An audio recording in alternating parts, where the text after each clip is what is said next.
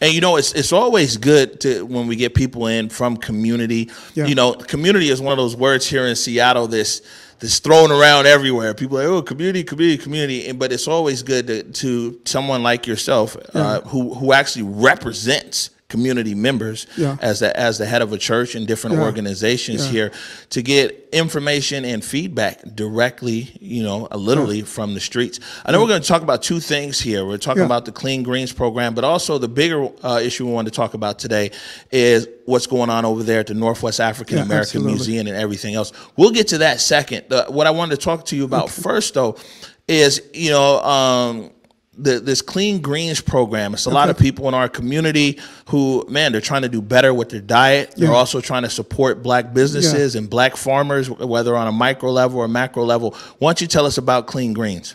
Well, Clean Greens is we've been doing it for 14 years. We have a farm in Duval. We farm now about 6-7 acres right now. We have possibility to farm in 20 acres. We just don't have the staff to do the 20 acres, but we do about 6-7 acres. Last year we gave away about 9 tons of food. We grow all kinds of vegetables. Any vegetable that can be grown in the Pacific Northwest, we grow it, and we bring the food in from the farm on the weekends every Saturday, 11 to 3, and we give it away to people. It's supported by CSAs, group of people who pay for their vegetables. And we have right now about 60 CSAs or so, and they support the program. And we began to give the vegetables away last year because of COVID, and we felt that people needed to really beef up their diet and eat a lot of fresh vegetables in order to protect them from COVID. But then we decided just to give it away. Yo, so you guys got a farm that's 6 acres, go up to 20 acres. You're growing all kinds of vegetables there. You last year, what'd you say? We gave away about 9 tons. And so for people out there on the old math, that's 18,000 pounds. 18,000 pounds. You guys just operate this? This is like.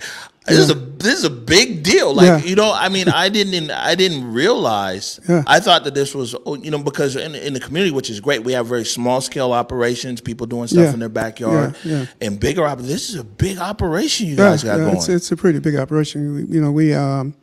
We right now this year we're going to move into packaging, food processing, where we're going to package mixed salads. We have a. So we'll be able to get our mixed salads from you then. Yeah, but we're gonna be selling those. I'm ready to pay. Listen, everybody watching right now is ready to pay the fee. We're gonna be selling the mixed salads. We're gonna be putting them on, trying to get them in the stores. Clean Greens mixed salads. We're putting that thing together now. We probably have that together before October. When you guys get that together and you're ready to put it in the stores, you give us a heads up. I sure will. To launch we it, want I sure to do will. our part. I sure will. To make sure. I sure will. One, we want to do our part to make sure it gets into the stores. Yeah, that's the main thing. Yeah, exactly. Especially the stores in our community. Right. And so if we can be helpful in making sure that it gets in the stores, but 2, we want to do our part to raise awearness around it, and man, let's drive people over there to get your salad packaging and everything else. Yeah, because these are jobs. I mean, if we're successful with the processing, there'll be jobs for, and all of our staff, primarily African American people. I am so happy to hear this. So it's okay if me and Jake Gravbrot and Cuddy and Ike and we go up there. Come over and get some greens on Saturday. Every Saturday, 11 to 3. You can come over there and get whatever you want. Man, you ain't saying nothing. You know who's even happier to hear this? That? Is my mom. My mama watched the show every day, right? And I know my mama's like, "Well, this boy gonna get some vegetables now." Well, you gotta eat your vegetables. My mom told me that. I didn't realize that until I was grown and got divertic colitis from eating processed foods, and got out of hospital. I met some black guys who told me about farming, and they hooked me on farming. Man, 3 old black men, and they started it, and then they couldn't go on with it, and so we went out there and kept it going for 14 years. So 14 years. Yeah, we've been doing it for 14 years. Man, I gotta just look at some of these comments here. now people are like, yo, this is hard. Because I'm sitting here like, wow, this is. It was run most of that time by a lady, and I want to shout out to her, Lottie Cross, who passed away last year. That's when we started giving the food away in her honor. Miss Lottie Cross, she ran the farm for at least 12 years of those 11 years of those 14 years. She ran the farm until she passed away. As a matter of fact, when she passed away, she was getting ready to go down to the farm.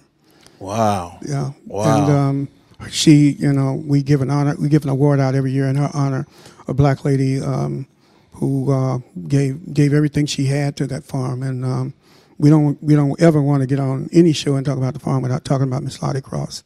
Man, say that. Yeah. That's what's up.